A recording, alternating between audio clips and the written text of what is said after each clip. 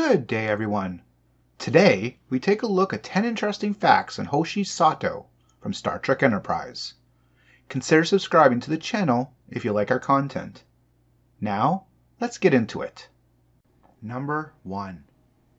Born in Kyoto, Japan in July 9, 2129, the second of 3 children, Hoshi Sato showed from an early age that she was gifted. Most of her childhood was spent with private tutors learning languages. Sato did not have an opportunity to become close to anyone. To her, it was often normal to spend an entire day virtually alone. This feeling of isolation stayed with Sato throughout her life. Even as an adult surrounded by other people, Sato still felt alone.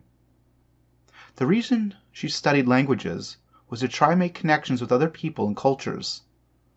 The last person Sato was really close to was her grandfather. When she was 12 years old, Sato had a pen pal from Brisbane, Australia. She loved receiving letters from her pen pal. Number 2. When Sato was young, she often claimed her stomach was slightly unsettled as an excuse not to eat her grandmother's soba noodles, which she disliked. Eventually, though, it became one of her favorite foods. Sato was never called to the principal's office. Her mother wanted her to become a pianist, but Sato chose a scientific career instead. She also had a black belt in Aikido. Number 3. After mastering a number of Earth languages, Spanish, French, and German among them, Sato went to school to become an exolinguist. She graduated second in her class and went on to spend 3 years at Starfleet Training Command. She had 2 training tours and had both times portside quarters. In her second month, Sato was discharged for breaking her company commander's arm after a dispute about a weekend poker game she organized for new recruits. Starfleet allowed her back in on probation since they really needed language experts. By the end of her training, she had been cleared for EM sidearms and Class 3 pulse rifles. Number 4. While a university professor in Brazil, Sato and 2 colleagues took a hydro skimmer to see the wildlife around the Amazon River, but she was terrified by it. She taught languages at Amazon University, but took a commission aboard Enterprise as communications officer in order to have a chance to experience new languages from outer space. She was initially reluctant to leave her position, but was convinced by Johnathan Archer to end her leave from Starfleet and join the mission. Archer tempted Sato with the realization that she would encounter numerous species and have the opportunity to discover many new languages. Number 5. The reason Archer chose Sato to be part of the crew on Enterprise was due to her superior language skills. Sato was the first human to become fluent in Klingonese, which she learned from a linguistic database provided by the Vulcans. Her skill in translating Klingonese came in handy during Enterprise's first mission in returning the Klingon warrior Klang to Kronos and preventing the Suliban from starting a civil war. When Klang regained consciousness aboard Enterprise en route to Kronos, Sato was able to obtain information that helped the mission. She also convinced Klang that he was not among enemies, and was able to facilitate enough communication between the Klingons and Archer to allow them to visit Kronos and return Klang. Number 6. Hoshi's quarters aboard Enterprise were initially located on E-Deck, starboard section 5. At her request, she was relocated in a swap with Ensign Porter. Thereafter, her quarters were on C-Deck. Sato was uncomfortable with the use of the transporter. To Malcolm Reed's comment that the transporter console won't bite, she just remarked, "No, it'll just scramble your molecules." Sato's knowledge of Vulcan proved invaluable. When an away team led by T'Pol became infected by plant life on a planet, making them paranoid and dangerous to each other, she was able to tell T'Pol in Vulcan that there was an antidote on the way. Sato was able to decrypt Vulcan messages that T'Pol was receiving, but left Commander Tucker with the language database so he could translate it himself, as she felt very uncomfortable with possibly reading private information. Number 7. By 2152, Sato spoke and understood between 38 and 40 languages. Sato was in charge of monitoring other vital systems besides communications. When the Suliban Silic had infiltrated Enterprise disguised as a religious pilgrim, she discovered that he attempted to bypass the lockout codes in Shuttle Pod Launch Bay 1. During her first experience with the transporter in 2152, Sato imagined she was starting to disappear after returning to Enterprise, and that aliens were attempting to destroy the ship. While attempting to stop them, she materialized on Enterprise and discovered she had imagined it all while being caught in the pattern buffer for several seconds. Number 8. In January of 2155, Sato was responsible for improvements made to the Universal Translator. During the Terra Prime crisis, Captain Archer left her in command of the Enterprise, fondly recalling when she used to jump every time the engines hiccuped. Hoshi replied that she still did, she just had gotten better at hiding it. While the rest of the senior staff were rescuing Trip Tucker and T'Pol from the surface of Mars, Sato disobeyed orders from Nathan Samuels to destroy the array after the deadline for all non-humans to leave the Sol system had passed, despite her orders left by Archer to destroy the Verteron array if his team could not stop it from firing on San Francisco, hoping Archer would stop Terra Prime in time, going as far as to prevent Samuels from contacting Admiral Gardner. Luckily, Tucker managed to alter the target so the array fired into the ocean, just as Sato was about to open fire. Number 9. Sato was still serving aboard Enterprise with the rank of ensign when the ship was decommissioned in 2161. After the ship's final mission to rescue Tala, the daughter of the Endorian Shran, and following the death of her crewmate, Commander Charles Tucker III, she attended the historic founding ceremony of the United Federation of Planets in San Francisco. Sato, presumably, returned to Brazil a few weeks after the ceremony, as she told Travis Mayweather. Following the signing of the Federation Charter, Sato went on to serve in the Federation Starfleet for a time. She retired from Starfleet with the rank of Lieutenant Commander sometime in the mid-2160s, and went on to develop the Lingua Code Translation Matrix. Number 10. In an alternate timeline, where Earth was destroyed by the Xindi, Sato had been promoted to lieutenant by 2165 and was the executive officer of Enterprise. She was killed that year when the bridge of the Enterprise was destroyed in a Xindi attack in the Ceti Alpha system. In another timeline, where Enterprise inadvertently traveled back in time to 2037, Sato had 2 children, a boy named Taru and a girl named Yoshiko. She had died by the year 2154. I do hope you enjoyed the video. What are your thoughts on Hoshi Sato? Let me know in the comments. Please remember to subscribe to the channel, and if you like to be a member, feel free to join the membership. Take care and have a great day. Good day, everyone. Today's 10 interesting facts is on Charles Tucker III, or Trip, from Star Trek Enterprise. I really like this character on the show and his dynamic with the other crew members, so let's get into it. Number 1. Born in 2121, Charles Tucker III grew up in Panama City, Florida. He was born with a birthmark on the right side of his body. Tucker acquired the nickname Trip due to the fact that he was third, the triple, Tucker to be named Charles after his father and grandfather. Number 2. As a child, Tucker read The War of the Worlds with his mother. Growing up, he always wanted to be a starship captain, but his father thought he should be an engineer, while his mother thought he should be an architect.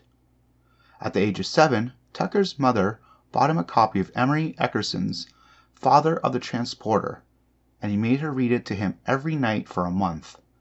It was his childhood admiration for Emery Eckerson that made him finally decide that he wanted to be an engineer. As Tucker later recalled, he was extremely skilled at taking things apart, but not so good at putting them back together. Number 3.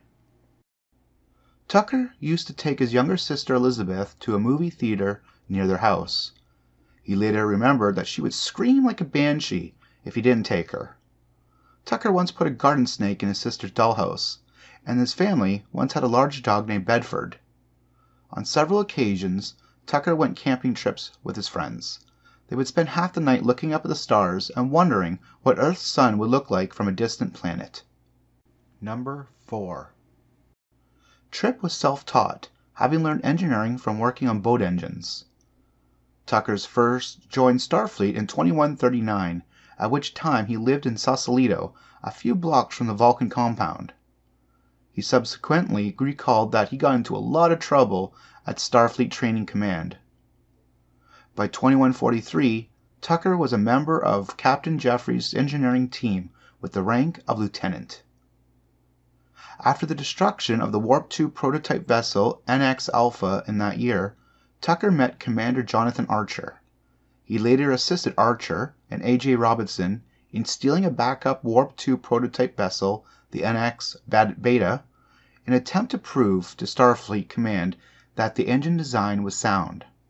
Shortly thereafter, Tucker taught Archer how to scuba dive off the coast of Florida. Tucker did his survival training during 2 weeks in the Australian outback in a group that included Archer. Additional Starfleet training simulations familiarized Tucker with mind-altering agents. In 2147, Tucker was on Titan as part of the Omega training mission together with Archer. A malfunction with Tucker's environmental suit occurred on Titan's surface, so Tucker desperately tried to take off his helmet, but Archer saved his life by preventing him from doing so. Number 5. By 2151, Tucker held the rank of commander. Renowned as a gifted orbital engineer, he first served aboard the Starship Enterprise NX-01 as chief engineer. His quarters were on B deck, in one of the starboard sections. Aboard the starship was one of Tucker's self-appointed responsibilities was overseeing movie night. His favorite film was Frankenstein and its 2 sequels. Tucker had many likes and interests, ranging from personal to professional, especially in the engineering field. He often enjoyed studying alien engines, and even some certain human ones. Tucker's favorite dessert was pecan pie, and his favorite food was pan-fried catfish. Number 6. In the course of first contact with the Auxilians, Tucker boarded their ship to fix their engines. During his stay on their ship, he developed a relationship with Alin, an engineer. After the ship left, Tucker discovered he was pregnant. Although he had not knowingly had a sexual encounter, a game he and Alin played that enabled them to read each other's minds may have served as a medium to transfer genetic material. While Tucker was the first human male to become pregnant, as well as the first known human participant in an interspecies reproduction, Dr. Phlox said the embryo was not technically Tucker's child, but that he was simply serving as host. When the ship was tracked down, the embryo was successfully transferred to another host. Number 7. Tucker was devastated to learn that his sister Elizabeth was killed in the Xindi attack on Earth. Tucker became bitter after his sister's death and was full of hatred and revenge. His mental state led to many sleepless nights.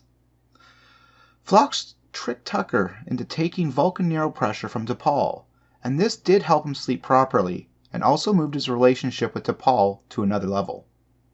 Number 8. Tucker was badly injured, ending up in a coma due to the primary injector flare during an encounter with a polaric field. He was cloned using a mimic symbiote in an attempt to harvest brain tissue from the clone in order to save his life. The clone Sim attempted to escape Enterprise to save his own life, but decided against it at the last minute and allowed Phlox to transplant the tissue, even though it meant his own death. Number 9. Tucker played a large role in the final battle with the Xindi.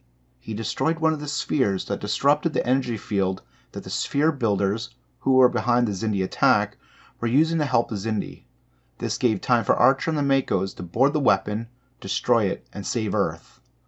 On returning home to a hero's welcome, Tucker faced heartbreak when he traveled to Vulcan and witnessed T'Pol's marriage to Kos. Number 10.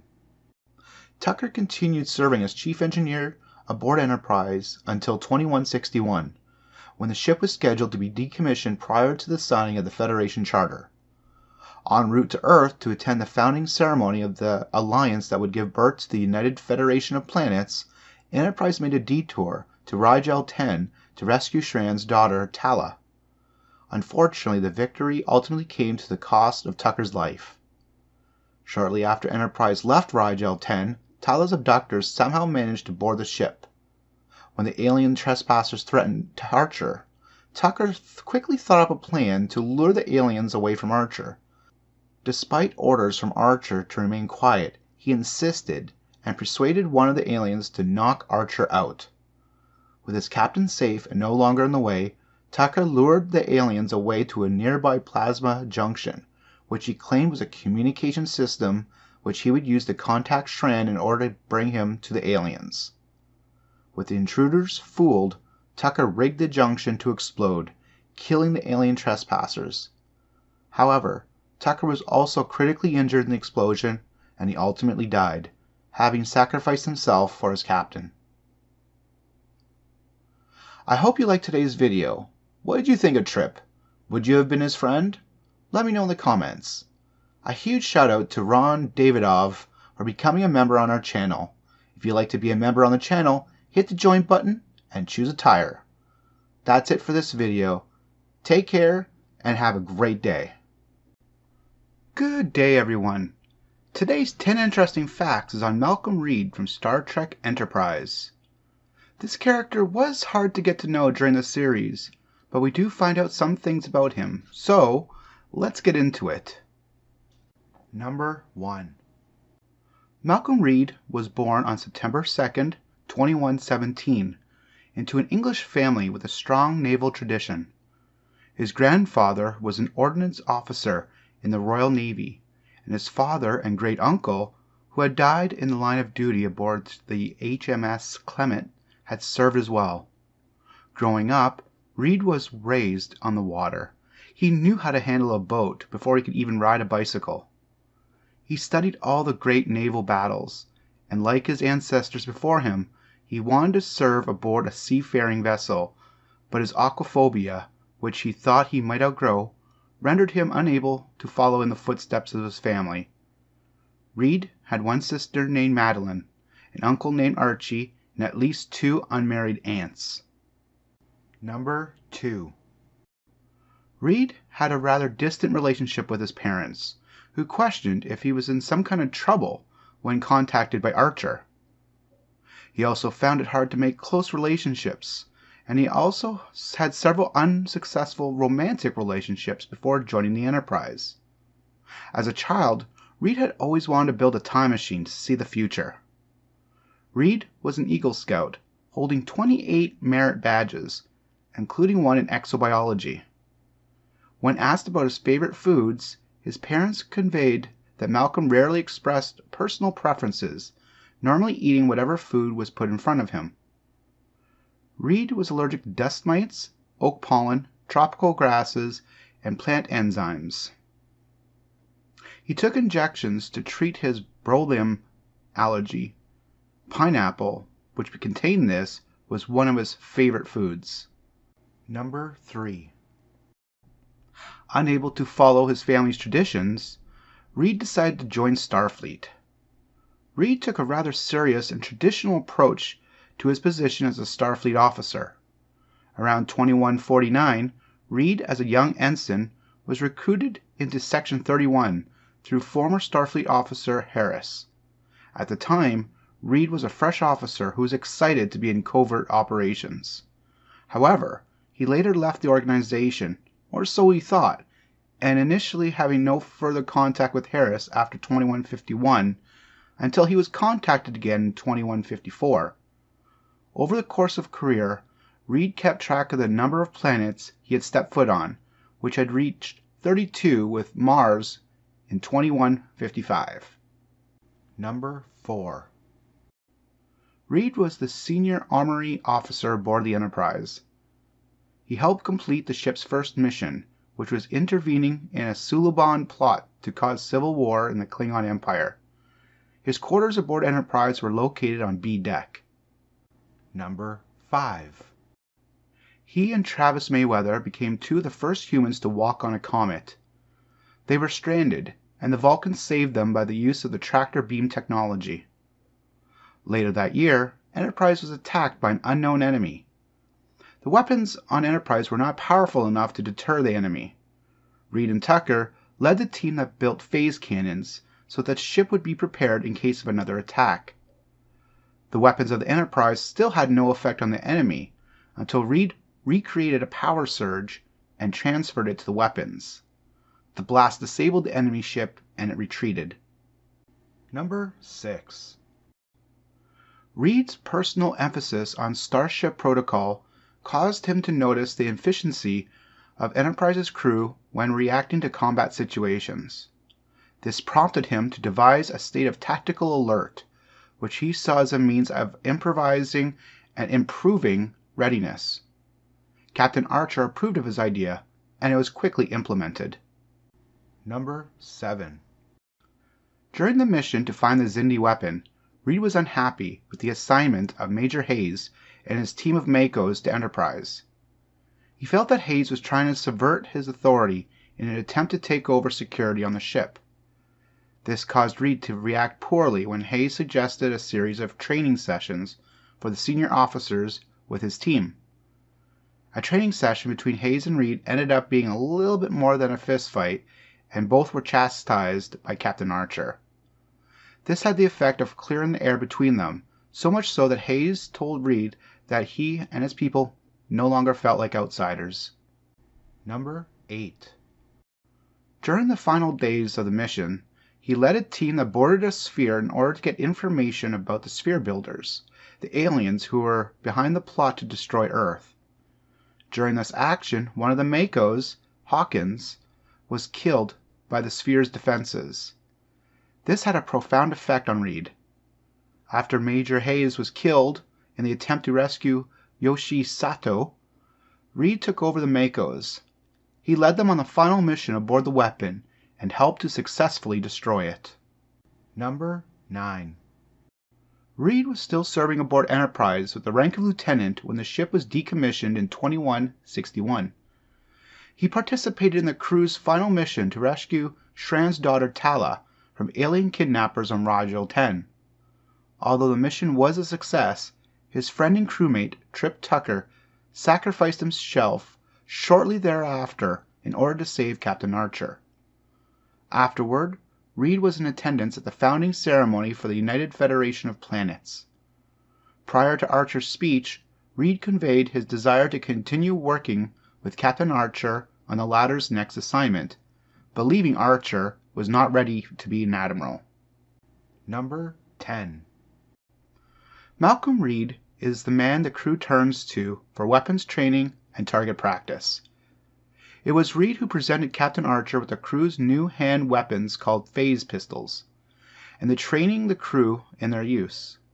Although Reed initially was skeptical about using the newly approved biotransport platform, he has used the transporter probably more than anyone else on the crew because of its tactical advantage. When Archer and other crew members were taken hostage in their first encounter with the Andorians at the Vulcan sanctuary of Pagem, Reed led a munitions team to the surface via the transporter to mount a rescue attempt, which he accomplished. He has made technological strides in other ways, such as perfecting a stable EM barrier, also known as a force field. When a strange growing organism invaded Enterprise and tried to absorb several crew members, Reed needed to find a way to stop the creature from spreading and capturing more people. He had used a prototype based on specs on the database and found a way to control the particle density, something which hadn't been accomplished before. Another accomplishment was a tactical alert that saved Enterprise at a crucial moment. Because of this, Archer recommended that the alert and accompanying protocols be made standard procedure. He also boosted the phase pistol and phase rifle power to 10 megajoules when Enterprise was being attacked by the Borg. I do hope you liked this video. What do you think of Malcolm Reed? Let me know in the comment section. If you'd like to join as a YouTube member and support the channel, click the join button and select a perk. Take care and have a great day. Good day, everyone. I hope you're doing well. Today's 10 interesting facts is on Dr. Phlox from Star Trek Enterprise. I really enjoyed this character and thought his sense of humor was great. So now, let's get into it. Number 1. Phlox was born sometime in the late 21st century on Denobula, in the Denobula Triaxia system. As a child, he was informed about the evil Antarans by his grandmother. Phlox promised himself he'd give his children an objective view of the Antarans. Number 2. Not long after Phlox became a physician, around 2115, there was an explosion in a cargo ship orbiting Denobula Triaxia. Phlox was part of the first medical team to arrive at the scene, where they discovered 17 bodies on the bridge alone. That was the first time Phlox had seen that many dead people in one place before. Phlox also served as a medic in the Denobulan infantry. While in the infantry, he learned that battlefields are unpredictable places, even under a flag of truce. During his first 40 years of service as a doctor, he twice had to perform actions that he considered unethical. Number 3. Sometime prior to 2149, Dr. Phlox joined the International Medical Exchange. That year, he attended an IME conference on Tabarion, where he briefly met a member of the Mazarite delegation.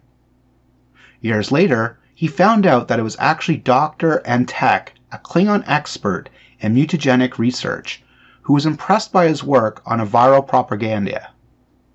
By 2151, Phlox was working as a doctor at Starfleet Medical in San Francisco.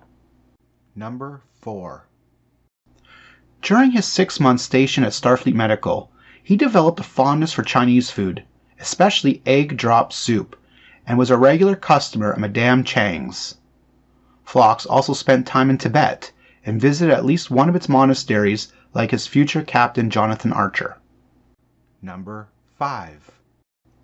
Over the course of his career, Phlox obtained dozens scientific degrees, including 6 in interspecies veterinarian medicine, and others in dentistry, hematology, botanical pharmacology, and psychiatry. None of Phlox's qualifications were related to warp theory or quantum physics, though. Geneticist Eric Soong once confessed that Phlox's reputation in the sciences rivaled that of his own. Number 6. After displaying considerable expertise at sustaining the life of Klang, the Klingon courier, Phlox had brought on board Enterprise for the maiden voyage in April 2151. Having lived on Earth for many years, he concluded that while humans were anatomically simplistic, they made up their biological deficiencies with their charming optimism and with their Chinese cuisine. During the mission, Phlox determined that a captured pseudobon had been genetically altered. Phlox used very unorthodox medical practices due to the relatively primitive medical technology of the early 2150s. He frequently used animals in various ways to assist in his patients' healing. His sickbay on Enterprise was quite a menagerie. Number 7. Eventually, Phlox also became a counselor on the starship, who helped the other crew members with their problems. In June of 2151, Subcommander T'Pol confided in him that she had been arranged to be married. The marriage was causing some concerns for T'Pol, since she would have to leave Starfleet immediately and remain away for at least one Vulcan year. Phlox provided a clue to Malcolm Reed's favorite food for his surprise birthday. He told Hoshi Sato, who was in charge of the arrangements, that Reed had been taking regular injections to counter an allergy of bromelain, a plant enzyme found in pineapple. Sato decided that the cake would be a pineapple one. Number 8. In April 2153, Starfleet permitted Archer to command Enterprise on a mission to find and destroy the weapon in the Delphic Expanse. Although the crew were asked to choose whether to participate in the mission or to leave the ship, Phlox found the decision to stay easy to make. He based his choice on the strong loyalty to Archer and his realization that his medical skills would be needed more than ever. Phlox was present at a ceremony held at Bay Stadium to celebrate Enterprise's return to Earth. He collected some equipment from Enterprise before visiting a bar on Earth with other members of the starship's crew. When a xenophobic human assaulted him there, Phlox expanded his face in an instinctive defensive posture. Number 9. Phlox continued to serve aboard Enterprise when the ship traveled back to Earth to be decommissioned prior to the signing of the Federation Charter. On the way there, Enterprise was diverted for one last mission to rescue Tala, daughter of the Andorian Shran, and former member of the Andorian Imperial Guard, who was once an ally of Archer. Although the mission was a success, the ship was later boarded by the alien kidnappers, and Commander Tucker was critically injured while trying to save Captain Archer's life. Phlox did everything he could to save Tucker, but he ultimately died. Shortly thereafter, Phlox attended the founding ceremony of what would become the United Federation of Planets, along with his wives. He was amazed at the number of alien dignitaries attending the ceremony and believed it was only a matter of time before the fledgling alliance expanded. Number 10. Phlox had 3 wives, each with 3 husbands, including Phlox, resulting in a total of 720 relationships, 42 of which were romantic possibilities. There were 31 children in his extended family, and he had 5 children of his own, 3 sons and 2 daughters. All his children left years before his assignment to Enterprise. His daughters were a surgeon and a biochemist. His oldest son is an artist, specifically a potter, and lived in the same town as his mother. He hadn't spoken to his 2 younger sons, one of whose name is Mattis, in several years, as they never saw eye to eye with Phlox. Mattis held archaic anti-Antaran beliefs, even though Phlox tried to instill in him the ideal to embrace other cultures. I hope you liked this video and enjoyed Dr. Phlox on Enterprise. Let me know what you thought of him in the comments. Consider subscribing to the channel also. Take care and have a great day. Good day, everyone. Today's 10 interesting facts is on Travis Mayweather from Star Trek Enterprise. If you like our videos, consider subscribing to the channel. Now, let's get into it. Number 1. Travis Mayweather was born in 2126 aboard the cargo ship ECS Horizon, halfway through a cargo run from Dralax to the Vega colony. Having been raised on a cargo freighter, Mayweather was commonly known by those who had not spent their lives in space as a space boomer. Number 2. Having grown up on starships, Mayweather could nearly fly any make or model. During his childhood, he visited several planets and moons, including Trillius Prime, Dralax, and both Tinibian moons. One of his favorite places to relax was what he called the ship's sweet spot.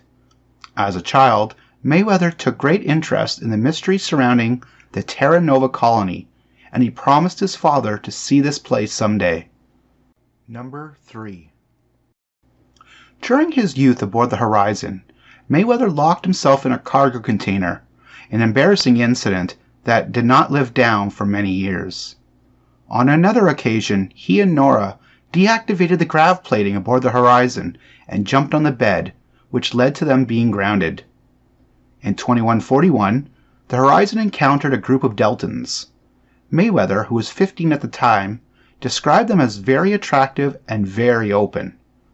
His father had Mayweather join him in hard workouts to keep his mind and body occupied. Number 4. During flight studies, Mayweather memorized a statement Chuck Yeager had said which inspired Mayweather to overcome fear of tense piloting situations. He never allowed himself to become afraid of such scenarios, but instead concentrated on the flying. With Mayweather having grown up on cargo ships, though, Malcolm Reed once suspected he must have felt like he had lead in his boots when he arrived on Earth due to the heavier gravity on the planet, especially as Mayweather's father had liked to keep the artificial gravity low. Prior to his assignment to Enterprise, Mayweather had only seen snow twice in his entire life. Number 5. Mayweather entered Starfleet as a recruit around 2149. During his training, he was inspired by the pictures of various Starfleet captains at the entrance to Starfleet Command. Mayweather joined the crew of the Enterprise as helmsman in April of 2151, and he befriended Malcolm Reed. Later, he was part of a landing party looking for Klang. Together with Malcolm Reed, Mayweather became one of the first 2 humans to walk on a comet. He and Reed became stranded and were saved by Vulcans who had a tractor beam technology. Number 6. During a rest stop on Risa, Mayweather was injured in a rock climbing accident at Glartha, where the cliff face changes pitch while you climb. He almost died when given medication by the planet's doctors. After being shuttled back to the Enterprise, Dr. Phlox cured him. In 2152, Mayweather's skills as a pilot came in handy when they had to transverse a deadly Romulan minefield in space. A mine had attached itself to the hull, and when Malcolm Reed tried to disarm it, a spike punched out of the mine and through Reed's leg, pinning him to the ship's hull.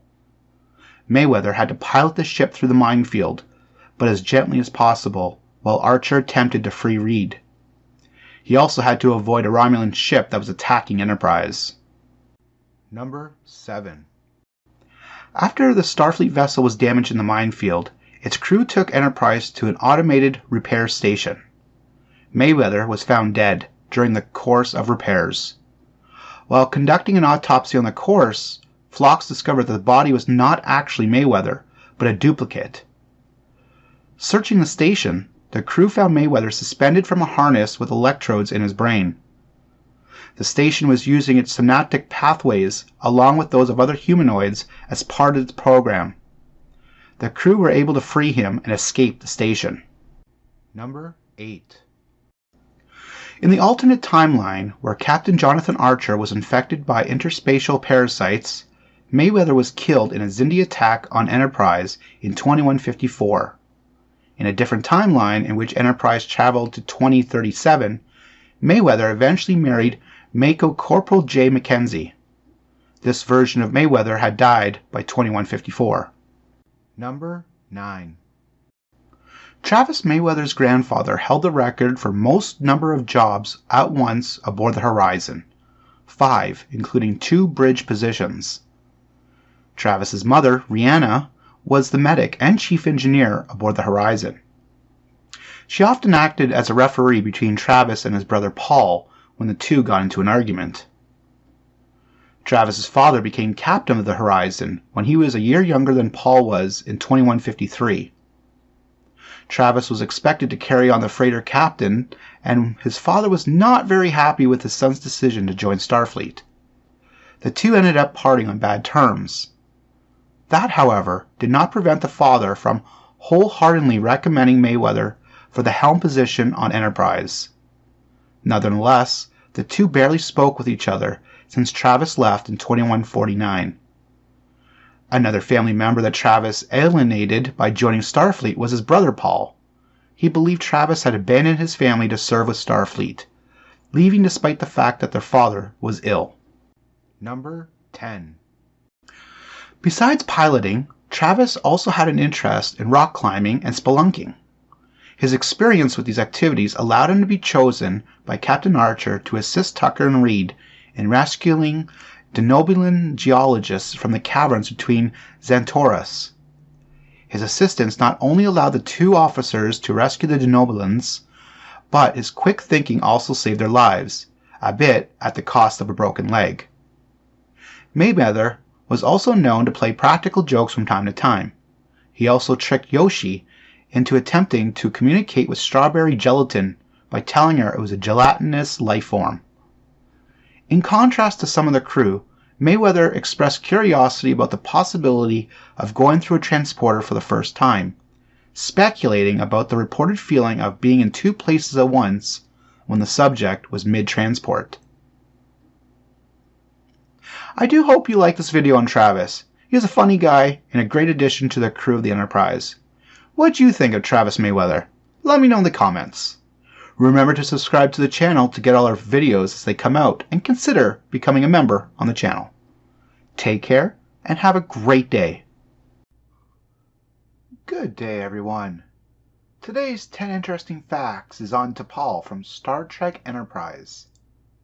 I think her character growth was one of the best things out of the Enterprise show. What did you think of her? Don't forget to subscribe to the channel to get more of these types of videos in the future. Now, let's get into this. Number 1. T'Pol was born in 2088 on Vulcan to Teles and her husband. T'Pol was betrothed to a Vulcan named Kos, and their marriage was due to be conducted in adulthood. Number 2. Raised in a house near the capital city on Vulcan, young T'Pol had and cared for a Salat. T'Pol was also told about a family secret not recorded by her second foremother, Tamir, who had been an officer in the Vulcan High Command regarding a duration in which Tamar had stayed in Carbon Creek, Pennsylvania, after a ship crash-landed nearby in 1957. Tamir had kept her human purse from Earth, and it became a family heirloom. Number 3. During her career, T'Pol operated as an agent with the Ministry of Security. Through this work, she often contacted Klingons within the Klingon Empire, who, years later, would help her locate a Klingon penal colony, Rua Penthe. One of T'Pol's first assignments for the Ministry was to retrieve 7 rogue agents who refused to return to Vulcan. Managing to capture 5 of the 7 she was assigned to locate, T'Pol tracked agents Johnathan and Menos to Risa in 2135. There she killed Johnathan, but was unable to capture Menos. T'Pol thereafter underwent the Fulari ceremony at the Sanctuary of P'Jem, which erased her memory of having killed Johnathan, along with any association motions. Number 4. Later in her life, T'Pol served the Vulcan High Command Science Council aboard the starship Saleya. She acted as the ship's deputy science officer, working under Captain Voris and alongside Chief Engineer Commander Solon. T'Pol also worked with the Vulcan military during the Tomed mission, at which Tolok was under her command, as well as for the Ministry of Information on Vulcan. Number 5. In 2149, T'Pol was assigned to Earth, both as an ambassador to the United Earth government and as an aide to Ambassador Saval. She resided in the Vulcan compound in Sausalito, where she formed a strong working relationship with Saval. Like him, she believed that humans were too volatile and provincial to leave their solar system. By that time, she had already been to 36 different Mishera or Class M planets. Number 6. After Earth accidentally made first contact with the Klingon courier Klang in April 2151, T'Pol was reassigned to the Earth Starfleet vessel Enterprise with the rank of sub-commander. She acted as a chaperone in exchange for the Vulcan provision of star charts and the Klingon logistic database, but was not immediately accepted by the crew. She was referred to as a spy by the ship's chief engineer, Commander Charles Tucker III. She did take command of the Enterprise when Archer was incapacitated, and anticipated the captain's wishes, pursuing the investigation despite her personal belief that it was a foolish mission. Upon the captain's recuperation, T'Pol aided Archer both in uncovering a plot by the Cabal to destabilize the Klingon Empire and successfully returning Klang to his people. T'Pol was persuaded by Archer to remain aboard following the conclusion of the mission, at which time she took the position of Science Officer and the title of First Officer of the Enterprise. Her quarters aboard the Enterprise were located on B deck. Number 7.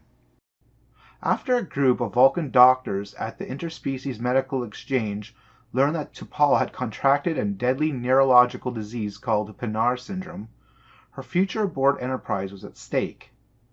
The team of doctors threatened to reveal her status to the High Command and have her recalled, as those who were infected were stigmatized in Vulcan society.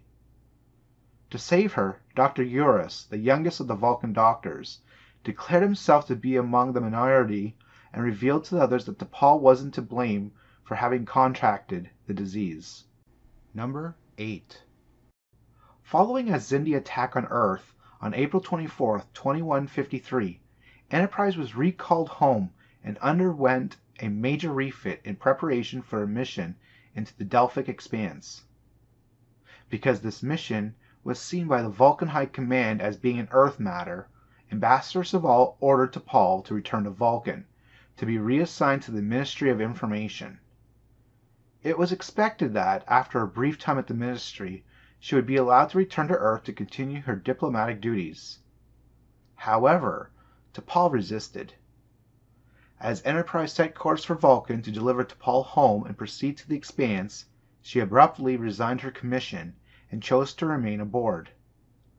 As a civilian member of the crew, T'Pol retained her position as science officer and second in command, without the rank of sub-commander. By 2154, after the Xindi weapon was destroyed, Admiral Forrest had approved T'Pol's entry in the Starfleet, and she was officially assigned the rank of commander. Before the vessel departed, Captain Archer gave T'Pol the gift of an antique compass in honor of her first official day of Starfleet duty. Number 9. During the following January, the terrorist group of Terra Prime revealed the existence of a female infant human-Vulcan hybrid that had been created with the stolen DNA from T'Pol and Commander Tucker. The group's leader, John Paxton, used the child as a banner for furthering xenophobia on Earth, demanding the dissolution of the fledgling coalition of planets and the departure of all non-humans from Earth. T'Pol and Tucker were rescued from Mars by an away team led by Captain Archer, and once Paxton was taken into custody, they returned to Enterprise with their daughter. Aboard the ship, Dr. Phlox discovered a flaw in the process used to create the child, and she died a short time later. Despite this loss, both T'Pol and Tucker were present in San Francisco for the formal founding of the coalition. Number 10. Although there was some tension when the two first met in 2151, T'Pol and Captain Johnathan Archer eventually became lasting friends, with a bond of trust and a friendship between them.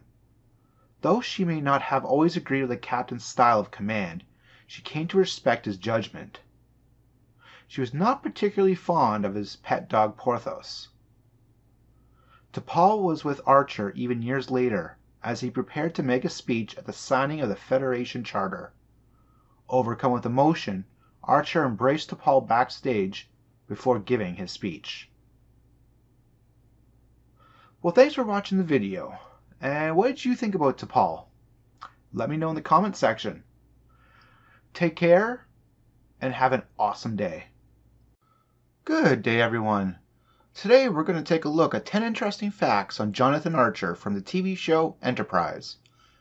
I really did enjoy this show, but thought the finale was not that great. Scott Bakula does a great job in the captain role. Now, let's get into it. Number 1. Johnathan Archer was born in 2112 to warp scientist Henry Archer and his wife Sally Archer in upstate New York, but was raised in San Francisco. Number 2. One of Jonathan's earliest inspirations for space sciences was a copy of the Cosmos A to Z, which he got on his 8th birthday in 2120 from his father. Johnathan spent hours staring at its front cover, depicting the Arachnid Nebula. His fascination for space led him to wanting to serve in what became the United Earth Starfleet from an early age. Number 3. Prior to Zephram Cochrane's disappearance in 2119, Henry took Johnathan on a tour of the Warp 5 complex, where he met Cochrane, Taseki, and other scientists working at the facility. Johnathan later revealed he was not aware of the significance of his father's work at the time. Also in his youth, Johnathan achieved the rank of Eagle Scout in Boy Scouts. During his time there, he earned 26 merit badges, including a wilderness badge which he received in a rainforest in New Zealand. As an undergraduate in California, Johnathan was an accomplished athlete in the sport of water polo. During his senior year, he participated in the 21-34 North American Water Polo Regionals. Number 4. Tragically, in 21-22, his father started suffering from frequent hallucinations and pain for years, sometimes not even recognizing his own son, the result of Clark's disease, dying 2 years later. However, the relationship that Johnathan shared with his Henry's friend Emery Erickson strengthened, and Emery became like a surrogate father to him. Number 5. As a commander, Archer was one of the 4 test pilots in the NX program in 2140s.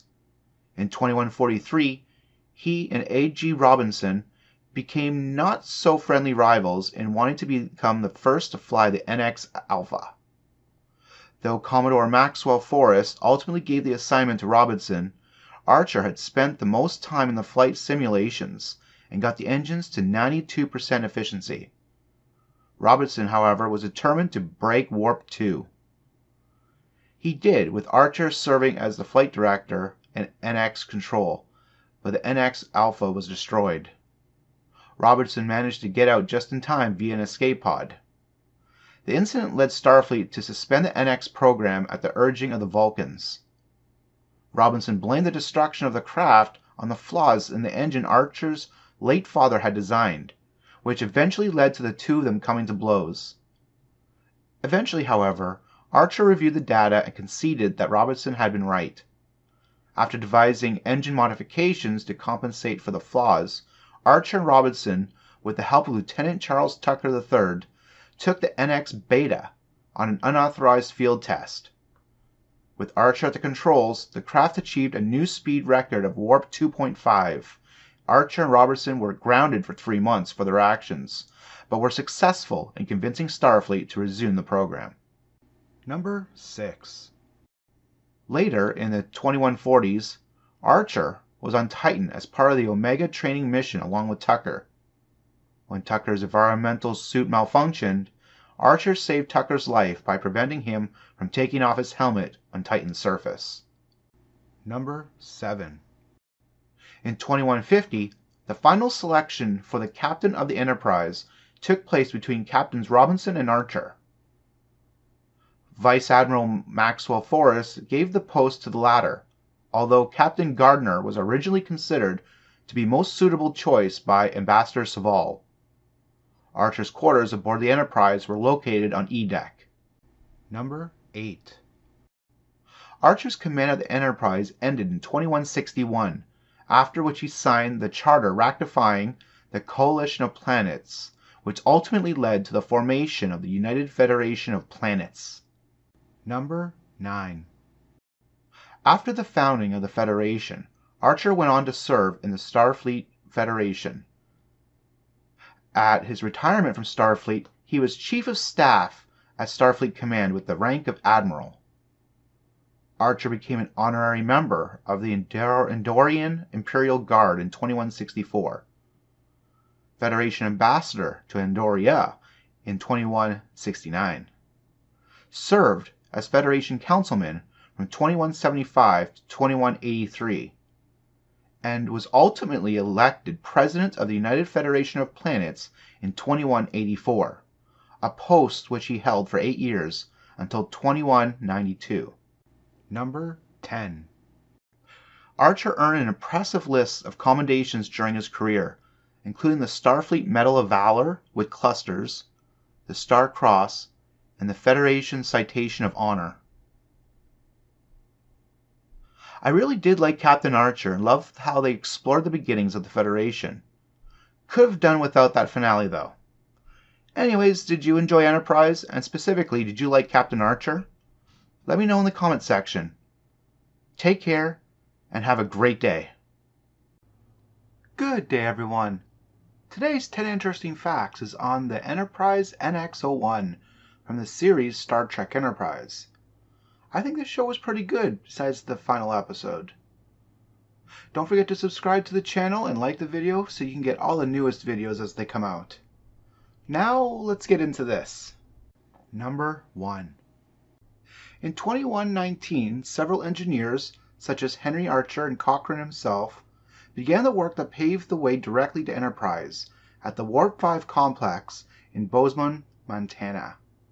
Over the next 32 years, warp engine development continued until humanity's first Warp 5 engine was created. This engine was capable of speeds that made interstellar travel more survivable periods possible. That is, in days, weeks, or months instead of years. Consequently, humanity was able to construct its first 5 capable starship, Enterprise, completed in 2151. Initially, Enterprise had a maximum speed of warp 4.5. Number 2. Aside from its engine, Enterprise was also the first Earth vessel to be equipped with a transporter rated for transporting biological organisms. However, the machine malfunctioned a number of times before the initial bugs were worked out. The preferred method of travel was still the shuttle pod, unless all other options were exhausted. After trips in the pod, it was standard procedure for returning crew and passengers to utilize the decontamination chamber. The ship was not as advanced in all areas, however. Unlike the Vulcan ships of its day, it did not possess tractor beams, merely magnetic grapplers. Enterprise had a standard crew complement of 83 humans, with the addition of a Vulcan and a Denobulan. Approximately a third of the crew was female. Number 3. Prior to its launch, Captain Gardner was considered for command of the Enterprise, regarded as the most suitable choice by Ambassador Saval. Admiral Maxwell Forrest ultimately narrowed down the candidates to Johnathan Archer and A.J. Robinson instead, though pointing out that the Vulcan High Command was not in charge of Starfleet's personal assignments. In 2150, the year her keel was laid, Forrest finally selected Archer. Number 4.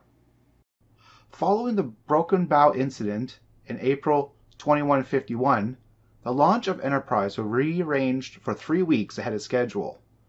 The reason the ship's maiden voyage was brought forward was that the United Earth needed to return Klang, a Klingon, to his home world of Kronos. The early launch was strongly protested by Vulcan Ambassador Saval, who believed humanity was not ready to explore space. He did manage to wrangle a concession from Starfleet, forcing Archer to allow the placement of Sub-Commander T'Pol of the Vulcan High Command on his vessel in exchange for Vulcan star charts. The send-off went ahead, Enterprise launching from the Orbital Dry Dock Facility on April 16, 2151, under Captain Archer's command. However, the vessel's early launch meant it left space dock somewhat unfinished. Its spatial torpedoes were uncalibrated, and its phase cannons had not even been installed. Number 5. The phase cannons were not installed until September of 2151, while the Enterprise was battled an unknown enemy. When a Mazarite ship attacked Enterprise in February 2152, the first shot disabled Enterprise's aft sensors. Enterprise reached Warp 5 for the first time while attempting to outrun the Mazarite ship and carrying Vulcan Ambassador Valar. Number 6. By March of 2152, 10 months after launching, Enterprise had engaged in armed conflicts with more than a dozen species. That month, the ship's mission was cancelled when one of its shuttle pods appeared to have ignited tetrazine gas within the atmosphere of Paragon 2, killing 3,600 innocent colonists. It was this event, along with the ship's actions at other planets including P'Jem and Tander Prime, that caused Starfleet Command Council to recall Enterprise to Earth. Ambassador Saval recommended that the United Earth wait another 10 to 20 years before trying another deep space exploration mission. Captain Archer was able to convince Starfleet Command Council and the Vulcan High Command to allow Enterprise to continue, particularly after it was revealed that the accident had been triggered by a Suluban cabal. Number 7. After the Xindi attacked Earth in March 2153, Enterprise was recalled home. Arriving on April 24th, Enterprise was refitted and upgraded with a new photonic torpedoes, enhanced hull plating, a universal translator update, and a new command center. The ship also took on board a detachment of Makos before being relaunched on a new mission to the Delphic Expanse in search for the Xindi weapon. The crew of the Enterprise spent nearly 10 months in the Delphic Expanse during their mission to find the Xindi from April 24, 2153 to February 2154. During those 10 months, 27 Enterprise crew members died in search of the Xindi weapon. The members of the Enterprise crew were hailed as heroes upon returning to Earth, especially Captain Archer, for whom several schools were named. Enterprise was placed in dry dock, where it began extensive repair and refit. Modifications to the ship included a new captain's chair, an upgrade to the transporter, and repainted door panels. Number 8. Enterprise was also present when Earth's leadership announced new trade relations with Vulcan, Andoria, Talor, and Corellian in January 2155.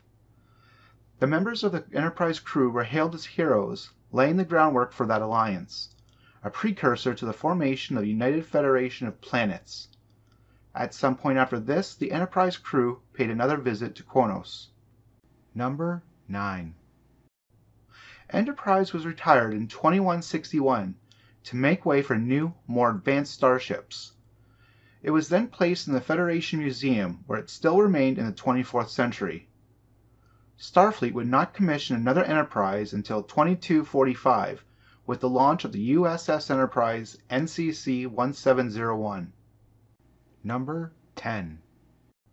Enterprise's voyages of exploration were not entirely into the unknown territory, as the ship was aided by Vulcan star charts.